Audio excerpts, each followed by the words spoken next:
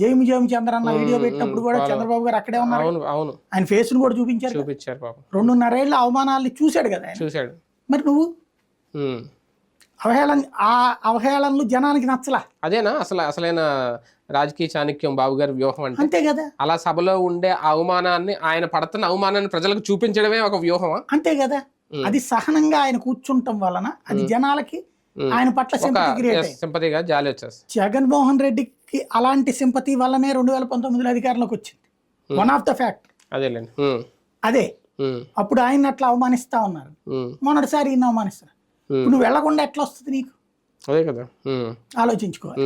ఒక రకంగా ప్రజల పక్షాన్ని పోరాడడానికి అంటే బయట పోరాడడం వేరు, సభలో కొన్ని విషయాల్లో రేపొద్దున్న ఏకపక్షంగా నిర్ణయాలు తీసేసుకున్నారు, ఏకపక్షంగా కొన్ని బిల్లులు ఆమోదించేశారు అనే అవకాశం సభలోకి వెళ్ళకపోతే వీళ్ళు ఖచ్చితంగా ఉంటుంది. ఒకవేళ వెళ్తే అలా చెప్పొచ్చు. వెళ్ళకపోవడం కూడా జగన్మోహన్ రెడ్డి గారు ఒక వ్యూహం ఏమైనా ఫీల్ అవుతున్నారా?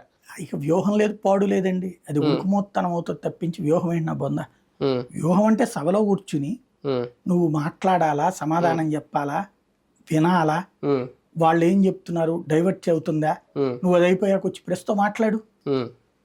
ఇప్పుడు తెలంగాణలో చూడట్లేదా, ప్రెస్ దగ్గరకు వచ్చి మాట్లాడుతున్నారు కదా ప్రతిపక్షం. జగన్ ఇంతకుముందు రేవంత్ మాట్లాడలేదా? గత 5 ఏళ్ళు ఆయన అధికారంలో ఉండే ఒకసారి కూడా మాట్లాడలేదు. ఓకే, సీఎంగా ఉన్నారు, మాట్లాడలేదు. ఇప్పుడు కనీసం ఈ నెల రోజులు 4వ తారీఖు నుంచి